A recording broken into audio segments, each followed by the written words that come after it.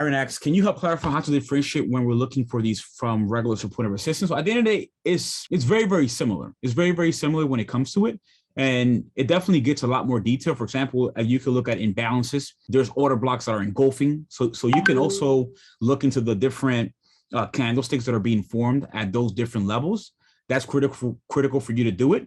What I would say is this, is that order blocks more than likely, they're actually positioned within a consolidation range. So after a consolidation, that's where you're definitely going to be able to see those different order blocks. Another great question here from King Lattimore. So are big banks placing large amounts in small limit orders? You got it, right? So what they're doing, instead of small limit or market orders, what they're doing is that if they have $500 million and they want to short SPY every single time that it comes to 400, they're just going to slice it up into 20 million. And every single time that SPY hits that level, 20 million will be inserted into the market. So at the end of the day, these are already automatic buys that are predetermined by the banks. FVG with an OB are great setups. Yes, 100%. Does this works with mainly large mega caps? And yeah, so it definitely works a lot better for Forex. It works a lot, really, really good for indices. I barely use it for like Microsoft and like individual tickers, but I definitely have seen lots of success from order blocks when it comes to futures and also Forex. That was going to be a follow-up. Eric, I just learned FVG a couple of weeks ago and was looking for how to fit in front of the strategy. Doesn't order blocks have a lot to do with implied volatility? When there's a high implied volatility, then you will find, yes. So there's many different ways that you could do it. You could definitely go into implied volatility. What I would say is this: when you see a consolidation range, for example, right here, when it comes to SPY, right? This right here is actually a order block when it comes to SPY. That 416, 410 area is an order block that we have seen in the past before when it comes to SPY. And what usually happens is that we consolidate, and boom, this is the 20 million that JP Morgan Chase will put to short SPY, right? And I don't know why my Safari's frozen. Give me 1 second. I'll just shut it off. Yeah, 1 second. Here we go. And then we'll go to SPY to the daily. So this definitely looks better. And you're going to see what? You're going to see that this SPY right here, this is definitely an order block, right? So you could definitely draw an order block like this, something, and you want to draw it out, right? The reason why you want to draw it out is that you want to be able to identify this whenever SPY comes back to the 410 or 416 area. At the end of the day, this is an area where that security was definitely consolidating, and we had smart money that also came back down. If you even go like this, and this is what I like to do whenever I identify an order block, I like to just stretch it across the way, just to identify whether or not we had additional areas where price came to this and they'll be also popped. Well, this one right here is actually very critical because you're going to see that this is a demand order block and also supply order block. It's very, very similar to support and resistance, how a demand order block where we had multiple touches here. And again, we had a sequence of higher highs and higher lows. We came back here. We had another sequence of green candlesticks. And then finally, we came back to this area and we finally had a supply order block when it comes to SPY. I'm going to go back quickly here to the questions that I'm getting in the chat. Are you going to go over how to set up order limits in advance for the next day after looking at pre-market? Yeah, I could definitely go into that. At what area do they kind of prepare to say, is getting near our number to dump money into? So these are all predetermined. And honestly, these banks, they have algorithms, right? And it's not like the algorithms that you see for retail traders, for example, like the level of algo gives you buy and sell, right? It's not that. The algorithms that the hedge funds have, these are proprietary algorithms that are based when it comes to volume and implied volatility. So oftentimes they will tell a robot, hey, listen, the next time we come back up to the 410, I want to be able to put what? An additional 20 million.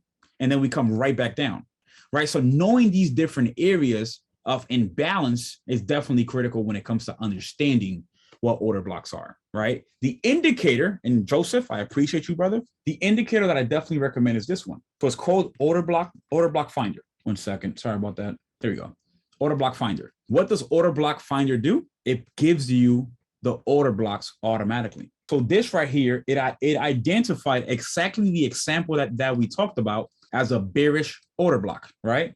Bear order block. And what do we see? We finally come here that 418 level, and we pop right back down. It also identified this level right here of 435.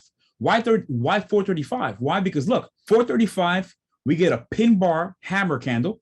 And then on top of that, what do we see? A sequence green candlesticks. Now, here's how I'm going to provide you a quick tip on how you can identify the order blocks that really matter. The order blocks that really matter will always have a sequence of 5 to 7 repetitive candlesticks. So what do I mean by that? What I mean by that is, like, for example, we had a bull order block right here. Look at 1, 2, 3, 4, 5, 6. 6 green candlesticks after this pop. That right there is a official or valid, if you will, valid bull order block.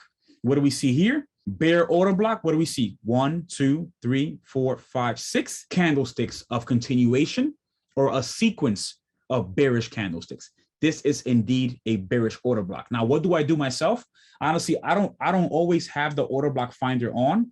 What I will usually do is that I will turn it on, and then I will put the exact same square or zone as the order block finder. So I'll do something like this, if you will. And again, I'll change the colors to differentiate those that are bearish and bullish order blocks. And then what I will do is that I will turn it off. So then I'll delete this, and then here's my order blocks that I currently have. I like order blocks on the daily and weekly time frame. And you're going to see something really critical. You're going to see that it identified this area right here of 388 as a bullish order block. 1, 2, 3, 4, 5, 6, 7. I mean, just look at the continuation when it comes to the sequence. And isn't it crazy? I mean, just as Andrea said, just look at how beautiful the chart looks. It looks really beautiful. Why? Because it tells us what right now, this bullish order block is now serving as a supply zone. And I set this 2 classes ago. SPY will definitely go back down to 362, right? Because all we're doing is just forming what? A lower high and coming right back down.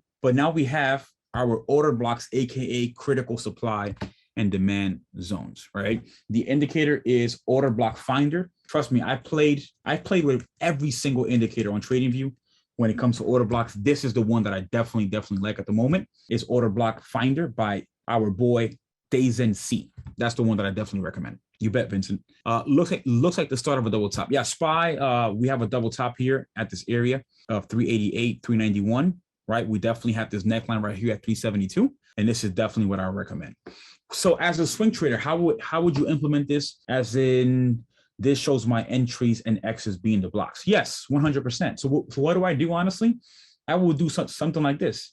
Honestly, this area right here, we didn't have much of a sequence when it comes to continuation, but this area right here of 372 definitely has a lot of supply. Sorry, demand. Look, bounce, and we definitely had a good sequence here. Good sequence.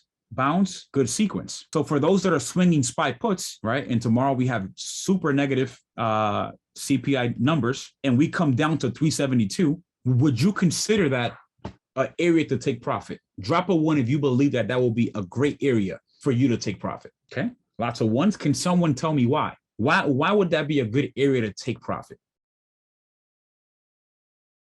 Lots of demand. Potential order block, right? Potential order block.